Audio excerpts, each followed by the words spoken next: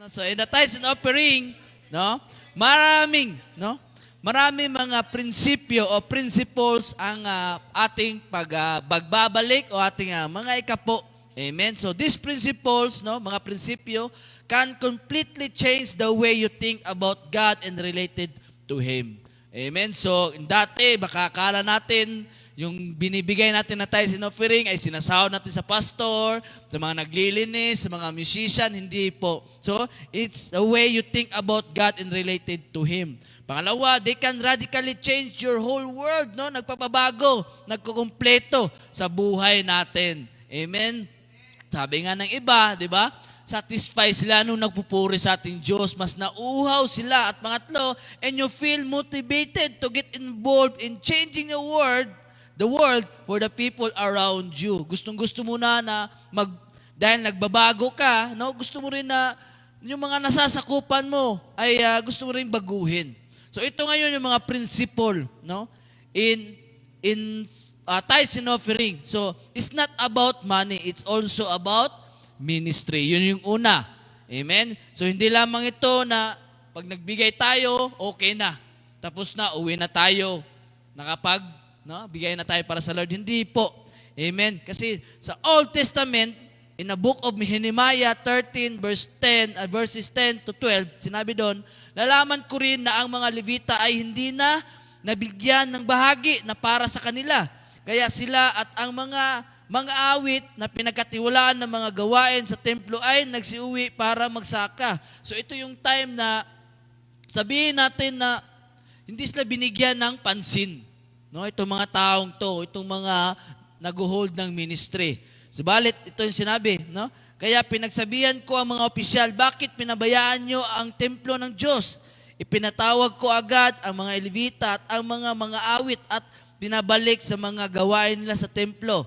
At muli, ang lahat ng mamamayan ng Juda ay nagdala ng ikapo ng kanilang mga trigo, bagong katas na ubas at langis doon sa mga bodega. So kapatid, importante po tayo.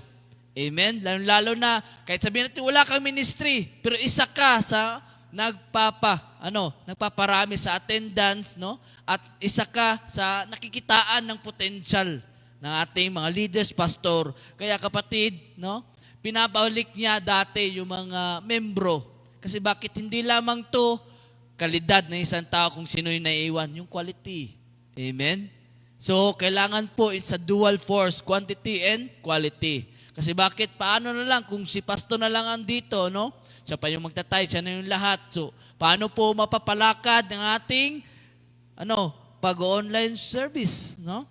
Yung ating paglalako ng salita ng Diyos. So, the principle here is very simple one. So, without money, ministry suffers. Amen? So, hindi naman po, no? In realidad, hindi naman po paraging panalangin, pagtuturo. So, kailangan po ng finances. In the Old Testament, nabasa po kanina doon, no? Nagbigay sila ng trigo, kailang ani, no? Bagong katas na ubas, amen? At doon, no? Naglalagay sila sa kanilang bodega.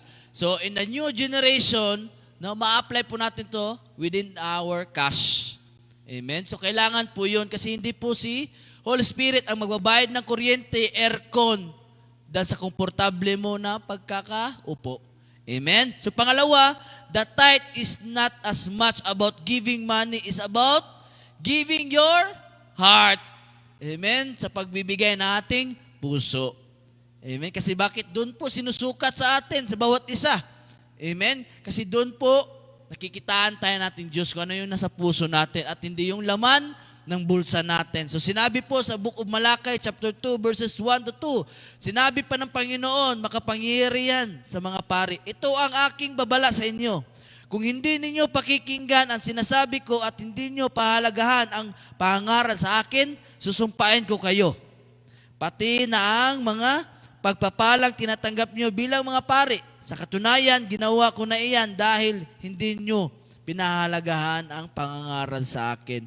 So, warning po sa bawat isa. Kaya hindi, no? Sabihin natin, nagagrant yung iba natin panalangin kasi bakit? Meron pang barakada. Kasi bakit? Meron tayong sinusuway. Amen? Isa pa doon, yung puso natin napipilitan magbigay. Kasi nga, amen? Kasi nga, sabihin natin, lagi nagpaparinig yung mga tao doon. Kailangan ng tithes kasi nga, ganito, ganyan. Kaya, yung puso natin napipilitan magbigay. Hindi po ganon. Amen? Dapat, no? Buong puso po tayo nagbibigay. Kasi bakit? Sinabi kanina, no? Susumpain tayo ng Diyos. Amen? So, the warning that rings out again and again in the book of Malachi is need to give proper honor. Isa po yung karangalan sa ating Panginoon na makapagbigay tayo ng buong puso, no? Worthy honor to God kasi bakit? Siya po nagbigay ng lahat. Amen? Kung ano yung meron ka, kalakasan, good health, safety, protection, and blessing, even the morning. Sa pagising mo, kapatid. Kaya, God make it even clear in the preceding, yung nauunang chapter dati in the Old Testament is not about the money. It's about our heart. Kung ano yung nilalaman. Amen? At pangatlo, the tithe is not as much about sacrifice as about releasing blessing. Huwag tayong maging sakim. Amen? Kahit na meron na tayong pagpapala dahil meron kang sinakripisyo, wala akong absent dyan sa church na yan. No. Kaya, hindi ako magre-release ng blessing. Hindi ako magbibigay sa iba. Kapatid, huwag po natin ugaliin yan.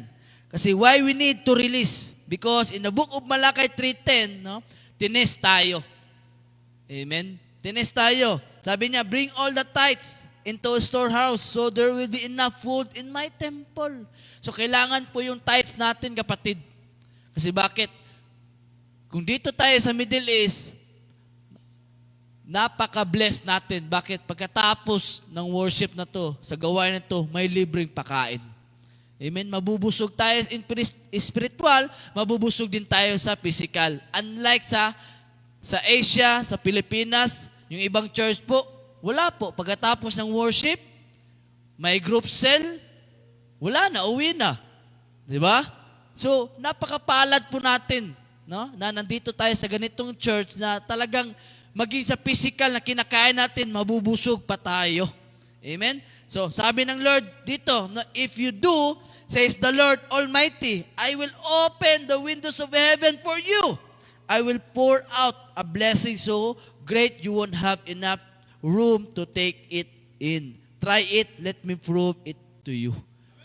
So, kapatid, pag tayo ay buong puso, buong kagalakan na nagbibigay sa ating mga ikapo, ating pagbabalik sa ating Diyos, kapatid, sabi niya, I will pour out a blessing so great you won't have enough to, na wala ka ng paglalagyan.